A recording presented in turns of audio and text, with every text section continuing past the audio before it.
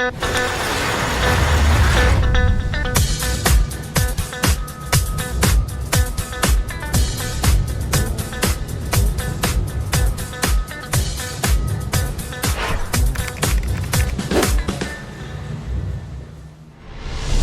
listeners and viewers, welcome to another episode of Compliance in Motion. As you know, we are the podcast where we dive deep into the stories, strategies, and systems that power real-world workplace safety. I'm your host, Tony DeAscentis, co-founder and CEO of Ving. And whether you're on the floor, in the field, or leading from the front office, this show brings you the insights that you need to tap into to stay current with compliance. Whether it's a mandate to a mindset is what your shift is trying to be, we're here to help you through. And I'm real excited today to join my guest, David Garner, production manager at Heritage Roofing and Contracting. David, thank you so much for joining us today. Absolutely. Thank you, Tony. It's a great opportunity to be able to speak with you and Yep. just have a great conversation today. Yeah, absolutely. And so one of the things that I think is so interesting about your particular position is that you kind of sit right at the intersection of safety, production, and real world execution. All of these things kind of come across your table, and that involves managing crews, timelines, job site realities, really where safety discussions are made every day, all day long. So, David, let's jump right into this and talk about your work environment, your day to day, and some of your tips and insights that you'd like to share with our listeners. First of all, tell us a little bit about your company, your focus, your geography, maybe highlight a couple of projects for us, and then tell us what your day to day job looks like as production manager. For sure. Thanks, Tony. Over here at Heritage Roofing, we're local to just Colorado. We don't work outside of Colorado, focus mainly on the Denver metro area.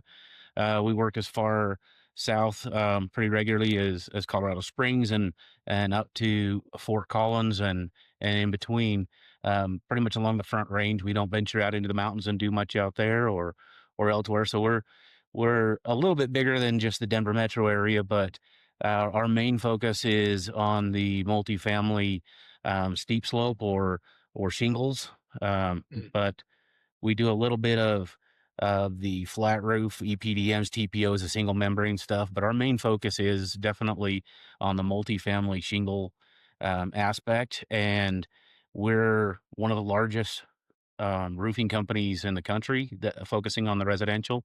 If you take out the companies that are doing like the Walmarts and the King Supers, the big grocery stores, the Targets, stuff like that. But as far as the residential type roofing, we put on, by my calculations, an average of about 7% of the market share here in the Denver metro area, based on what our three-year average was of damaged squares versus what we installed. We have the same crew that I've been working with since before I came to Heritage, and I came to Heritage in 2011 initially. But I brought one of the crews that I had been working with, and so there's some of the guys that I've been working with at and before Heritage for almost 20 years. I guess a little over 20 years at this point, because I first came to Colorado in 2001. We've got, like I said, a handful of guys. We've continually grown in the quantity of business that we're doing, because we focus on doing things the way that we feel is best, not just for the pocketbook, but for our clients, to give them the best overall product. And obviously the best way of doing that is also to do it the safest we can. But as production manager here at Heritage Roofing, like you said, it's the intersection of so many moving parts that come all together at once, taking everything from the sales side and translating that into getting it done, getting the right materials there, getting the right crews there, and getting everybody in place to do the work safely.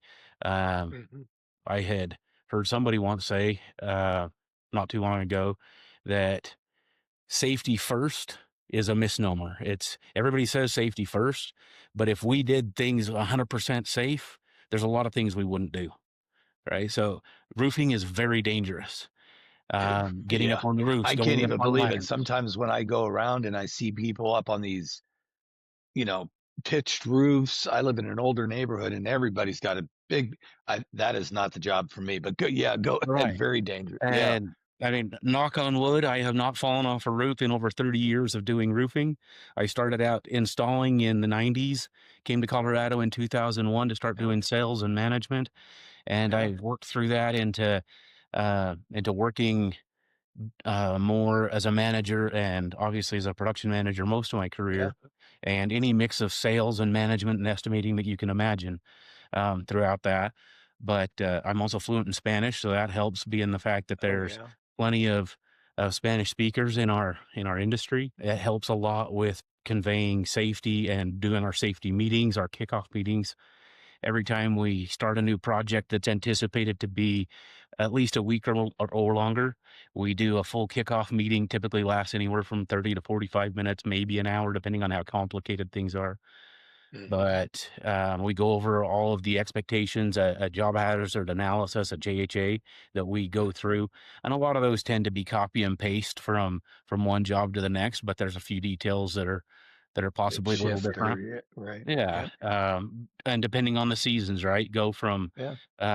from worrying about hydration more to worrying about slips and falls on ice, Yeah. and stuff Yeah. like that, right? So that changes a little bit, um, but throughout throughout my career, like I said, I've worked with some of the same guys for 20 years and That's a more. luxury, isn't it? Right, it Espe is. es To Yeah, especially in construction, roofing, and, a right, lot of those is very high turnover tends to be or transient, right, employee workforce, but be able to have that kind of relationship throughout is really a bonus.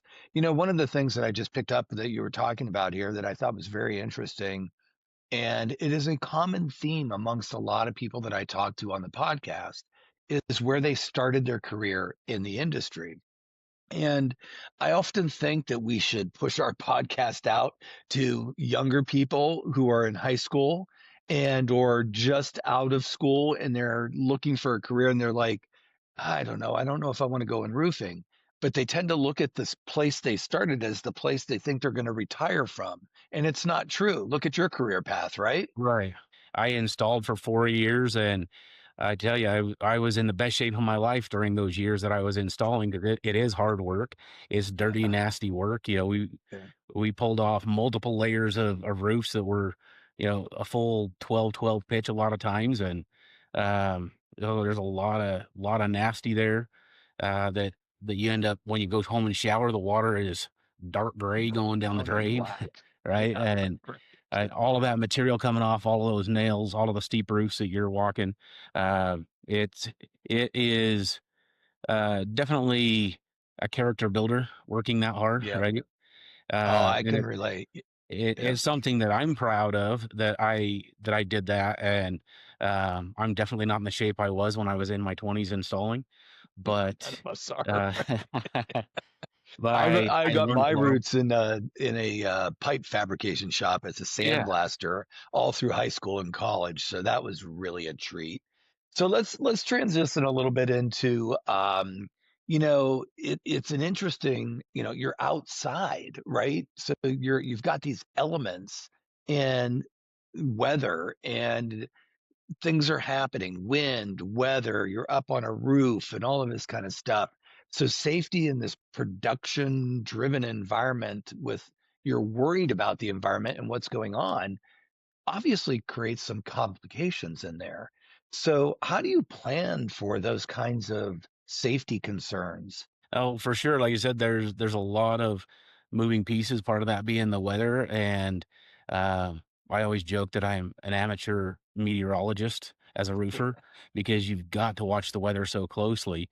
Here in Colorado, depending on what part of town you're working in, if you're right up against the foothills, you don't have much time if a storm's building in the mountains because it's Right. literally building, maybe 20 minutes away from you before it blows in, and if you're right in the foothills, it's building overhead, and so you Yeah. don't get to see it on the radar, you don't get to see what's going on, and if the storm's bad enough, it can be a very big safety concern, but obviously, safety for your homeowner's property as well, right? And Yeah. so, as far as the weather and all of that goes, you've got to keep in close contact with the apps that tell you what's going on with the weather, but just Mhm. know how to read the weather that's going on. We were a couple weeks ago, we're loading a project not far from our office where we had to have a crane because the roof was high enough and far enough away that we couldn't load it with just a regular roof loading truck. So we had a large crane out there and lifting full pallets up and offloading the pallets up on the Yeah. roof. And we had to shut down because the wind was approaching 30 miles an hour. Yeah. And so we just had to shut Phew. down and come back a few days later to finish up. Yeah. But So typically there's for our like, roofers, the wind, if it gets up to about 20 miles an hour, it gets to the point where the gusts that come behind that 20-mile-an-hour wind are enough to kind of knock you off balance, and you don't want to lose your balance when you're on a roof. So we no, typically call it if it reaches above 17 miles an hour, it's kind of no go anymore. Finish it's up what like you're doing and get down. yep, I hear you. So you have this really kind of interesting reality, right? The field reality versus policy, right? So I Right. think maybe that's what you kind of alluded to a little bit before is that, I got to believe that experience plays a huge part in understanding how to trust your gut feel on when to adjust to the reality of the field and stay within safe confines and operation, but still feel like you're advancing towards your production deadline, right? Absolutely. And like you said, taking the experience and talking with your installers, talking with everybody on site, making sure that everybody's aware of what's going on, but giving yourself the window of possibility. If weather turns nasty, what's the plan? If it blows over and it doesn't turn into anything, you don't want to lose the whole afternoon Mhm. to no work, but you've got to find a spot where you're going to call it. And it is sometimes just making a call on the fly, and you just have to go with whatever like your experience and your gut instinct tells you. But um, in the end, just being okay with the call that you make and not hey, I coulda, shoulda, woulda, but just Right. making sure that you do err on the side of caution in that event. Yeah. Always better to Absolutely. not have a roof wide open when a storm comes and the guy's trying to rush in the wind and the rain and everything to try and dry in a roof, but plan ahead and look at the apps and say, "Hey guys, I think we're going to have a thunderstorm come through at about 1 o'clock. So at 11 o'clock, be done tearing off and making sure the next 2 hours are just cleaning up and drying in, and we'll go from there." Yep, absolutely. So when you have crews out there in the field, so it's highly decentralized work, you have multiple crews, multiple locations. Tell us a little bit about that atmosphere Yeah. before we kind of go into some Q&A around the work environment out there. For sure. Most of our large family projects, we're going anywhere from a week to a month or 5 weeks on a given project, and we're structured in a way that our install crews are subcontractors, and we have a lead over all of the crews, and then each of the crews have a foreman that manages each of them, and so there's a communication tree through that, but Mhm. also just each of the guys responsible for the guys under them. Um, and we do have on occasion we have multiple jobs going. We do residential roofs as well, just single family homes, but Mhm. most of our work again is in the multifamily. And the most that we've ever had going at once was three separate projects, and that was pretty intense. I Uh, bet. and if we were to sustain that on a long-term basis, we would definitely have to look at, even doubling our base, um, for our production managers, assistant managers, just field managers, everybody that's out there, as a support base for those crews. And we were able to do that short term, but everybody was pretty exhausted doing that for about a 5-week period, um, at the longest. Yeah. And as far as the crews go, the biggest crew that I've had on one project is about 120 guys, and Wow. that's That a mu lot of movement. And when you're dealing with with the multifamily re-roofs, it's not like a new construction where it's a dedicated construction site. Even though you're doing a major construction project, you still have the homeowners that need access to their garages, to their homes, their kids getting on and off the bus, right. and Yeah. they're bringing their groceries back home. They're trying to get that in through the door, taking their Mhm. dogs out for a walk so that they don't make a mess in the house. So, so there's a lot of aspects that we've got to deal with. It still being a live, living environment. Right. Um, So yeah, I mean, initially my mindset was very focused on the safety of the workers and the compliance of workers on a particular job. But you're also got these variables. You've got not only the people that live in that house, but you got the kid coming from up the street knocking on the door to see if Johnny can play or something like that. And so you have all these in a residential environment. How do you go about controlling that environment? our biggest tools are notifying the residents. Not only do we send out numerous emails throughout the process to make sure that they're understanding when we're going to do it, but we also use the taller 3 foot, like a traffic cone, that we can put our caution tape between that and Mhm. cordon off the worst of the worst areas, and still focus on leaving them as much as possible, as often as possible, a clear, clean path to their front door. And so even though Uh-huh. trash has got to come down there, as soon as we're done tearing off in that area, if that's their main entrance, we have guys dedicated immediately to cleaning that area up and making sure that we have clear access, clean access for the homeowners to get to their place. But asking them to make sure that their vehicles are out of the garage at 7 o'clock in the morning because we're going to start working at 7, right? Right. So we ask them by 7, as we're arriving, starting to get there and everything. We need you to have your vehicles out already and parked somewhere out of the way on the street or elsewhere. Uh, Yeah.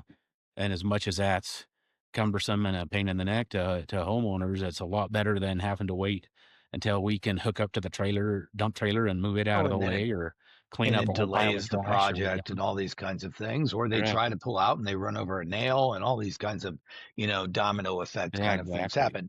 So you have a you have a very, typical work environment where you have layers of people. You have 1099s and you have your full-time people and you have your supervisors and you have your production manager like yourself and all these uh, layers. How do you go about communicating to your work teams safety protocol for the day or the JHA for the day or because not I would imagine some people show up on the job site the day of the job and that's the first time you're meeting them, or is it a little bit more like you have lead time on who's showing On up there? on occasion, we have some newer additions to the teams.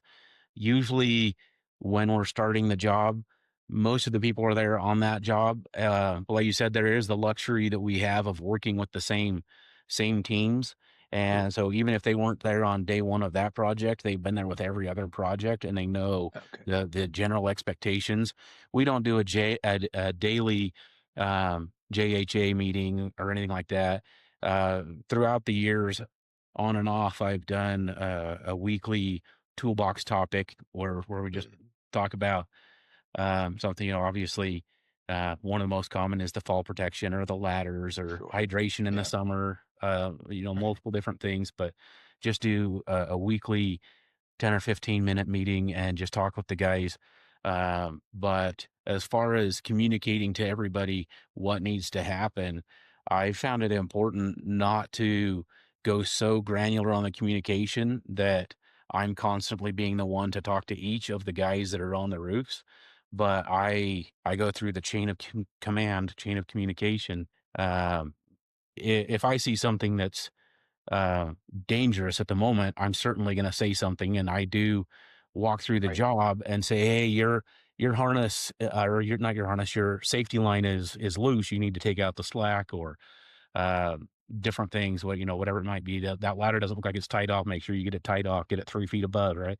Might say a few things, but ultimately the discipline and everything, I follow that down through the chain of command, and I tell our team lead, your guys over on building 3 are not properly tied off. Need to make sure that they do it.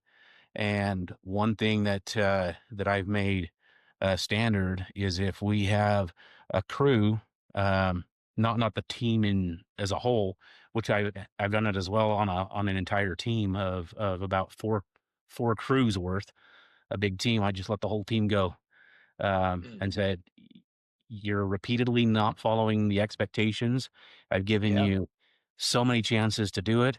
There have been times when I've just said that whoever's working on building 5, that whole team just has to go because Yeah. culturally, they're not doing what they need to do. They're not they're not improving. They're not paying attention to me. They're not paying attention to you as their lead, and they just don't care enough to Yeah. make it important enough. Eh, And one thing that I say in every one of the meetings is I want every one of you guys to go back home with all of your digits and all of your faculties in the same way that you Yeah. came here today. Yeah, it's really so important. First of all, that kind of message to people is that that's where it's coming from is, hey, look, I'm not here to just pester you to do these things. Right. We care. We want you to go home uninjured, same condition you showed up to work today, right? Yeah. So there's got to be a sense of accountability and responsibility by the employee to adhere to the standards of the company for being safe on the job. And it's not just about that individual. Certainly, we want that individual to stay safe as well.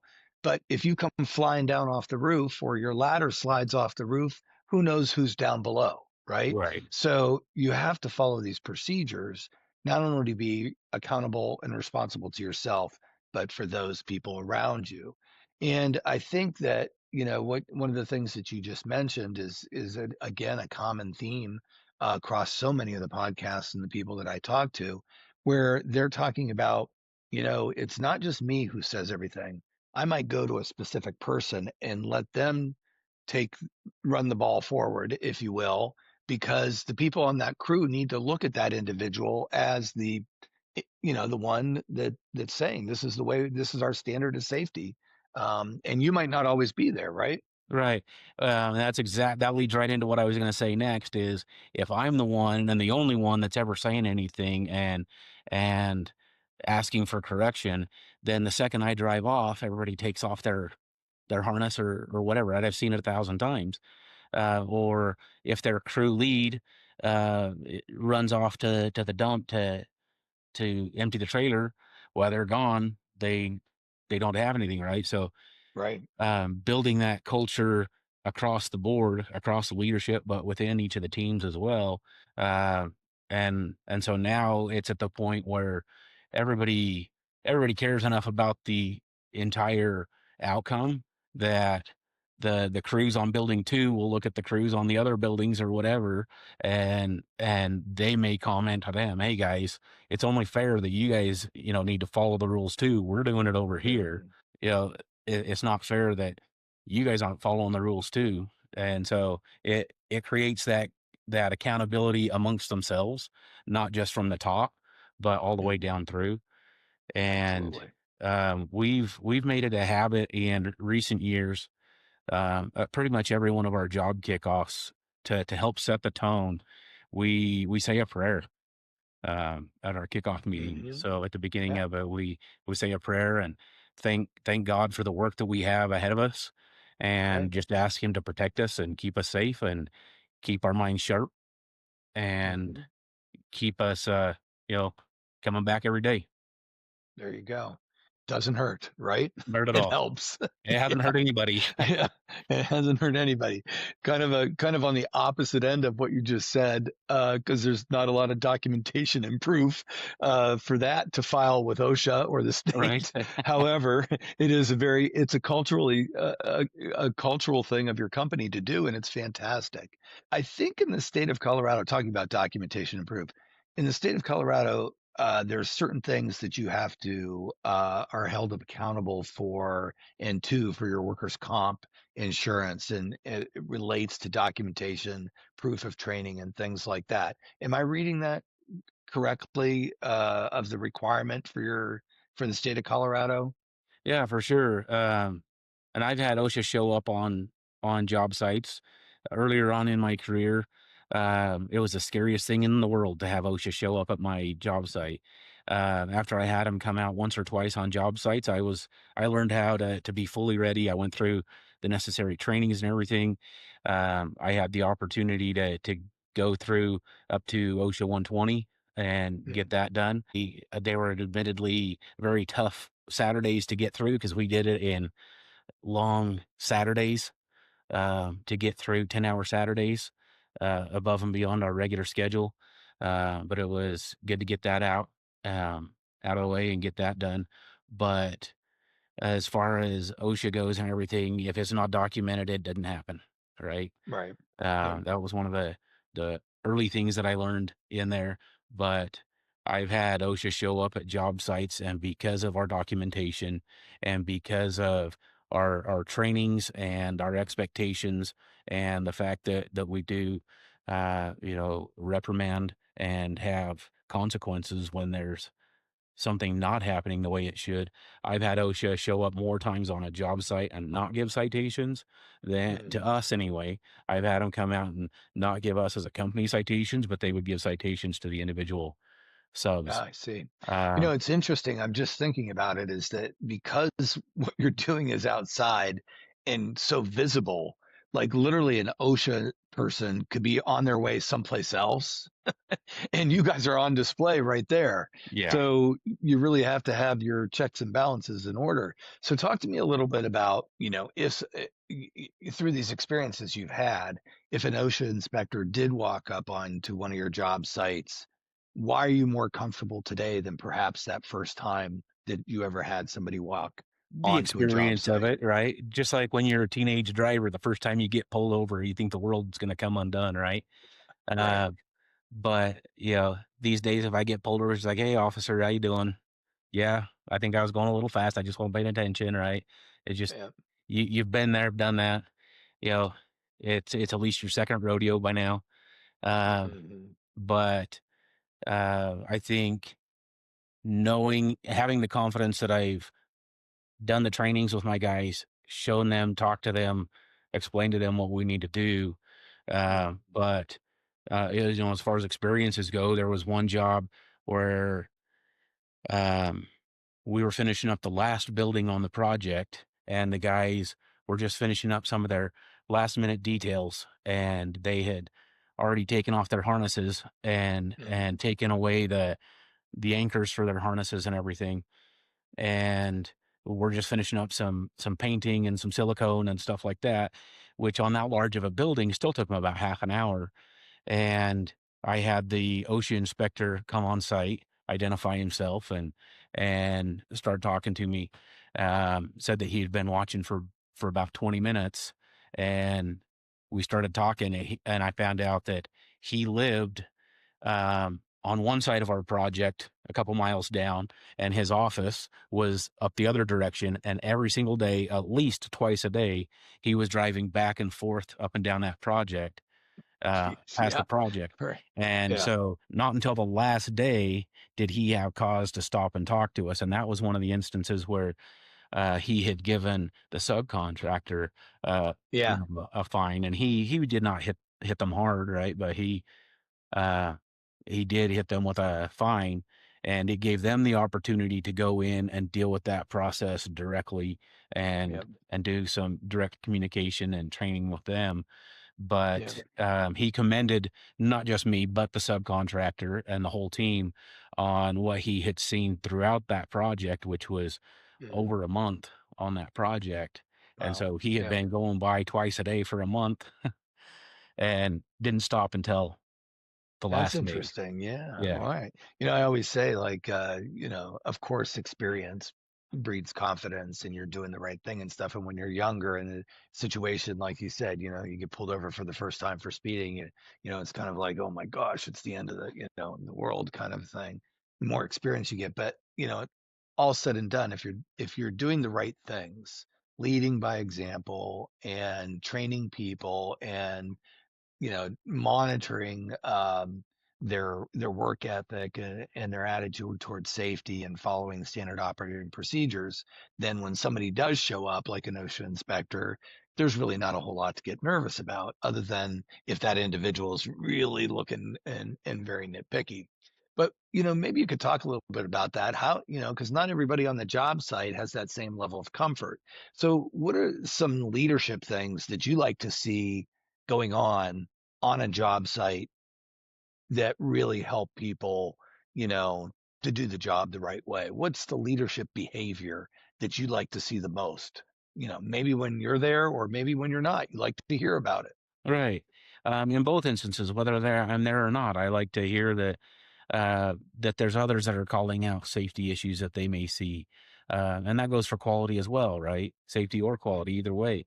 But that stuff is being identified not only when I'm there, but when I'm not there, when other people are not looking over the shoulder, and uh, I it's our tagline is, quality means doing the right thing when nobody's looking.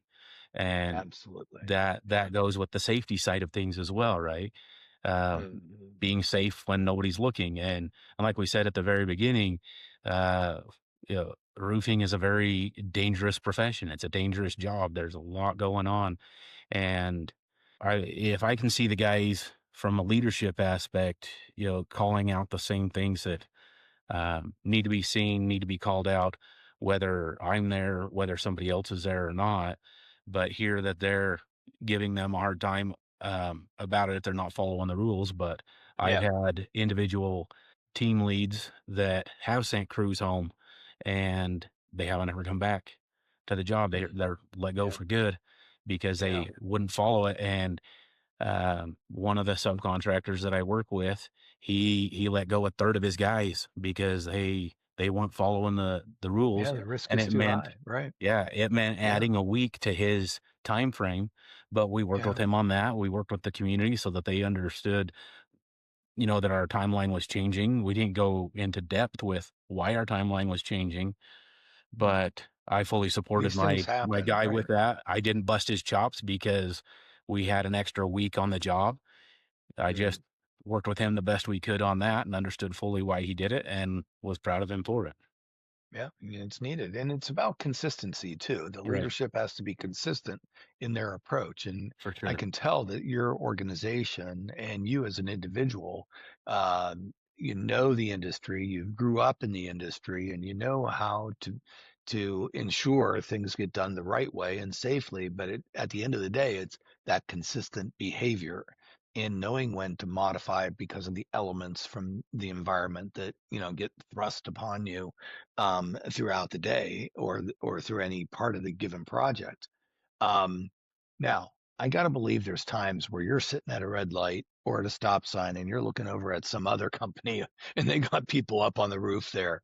What's your biggest, yeah, man, why do people in the roofing industry do this? Why aren't they doing it the right way? What do you see that you wish you could change out there? The biggest thing is, obviously being on the roof is the fall protection. And the biggest thing that I see that installers are not doing correctly is they've gone to the trouble of setting up their anchor up on the ridge.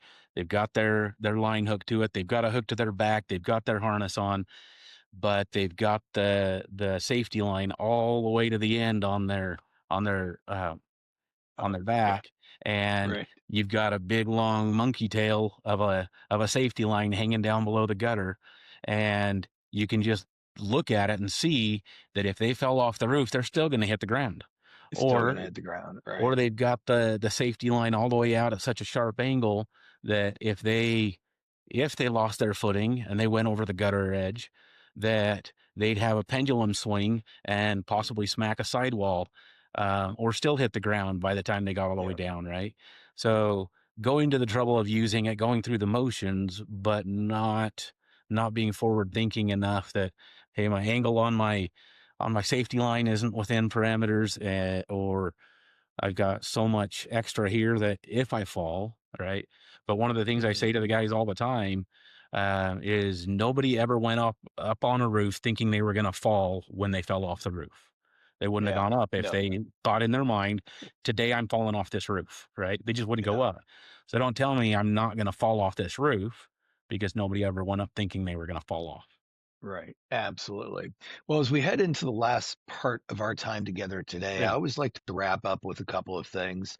It's been great conversation so far, and I'm sure our listeners are just tapped in and dialed into your expertise in the industry. But I always like to ask for my guests to give a piece of advice. So for other production managers listening, especially in the roofing and contracting arena, what advice would you give to them about keeping safety consistent, strong, without really hindering productivity? What's that balancing act advice? I think for the big balancing act there, it's being firm without being a jerk. You can be Yep. firm, you can set your expectations, have Right. those boundaries, and you don't have to yell and scream about it. It's just like, hey, this is the expectation I set. If you're willing to follow it, then great, we can move forward. But if you're not, we just can't work together. So do you want to follow it or not? Yep. Absolutely. Makes sense to me. So here we go. In the conclusion, one last question. I like to do this. It's a rapid fire question. I want you to say what top of mind comes to you. Ready? Yeah. Here we go. What does a good day on a job site look like to you? Clean and safe and everybody's working, but it's clean and it's safe. I love it. Yep, there you go. Everybody's working clean and safe. Excellent advice and great rapid fire answers. So I want to thank you so much for joining our podcast today. Really, David, your insights and experiences on the job have been really helpful, and I'm sure there's a lot of folks that are going to connect with that philosophy that you have around leadership and safety on the job and holding people accountable. So, thank you so much for sharing those stories today. Greatly appreciate it. Um, Absolutely. Thank you for the yeah, opportunity, Tony. It's been a pleasure. yeah. Great. And so, listeners and viewers out there, just as usual, if you found this helpful for you today, please be sure to subscribe, like, and share. I guarantee you there's somebody else out there that is looking for this podcast to help them either refresh, validate, or refocus their role in the roofing industry. So, thank you all for tuning in and have a great afternoon.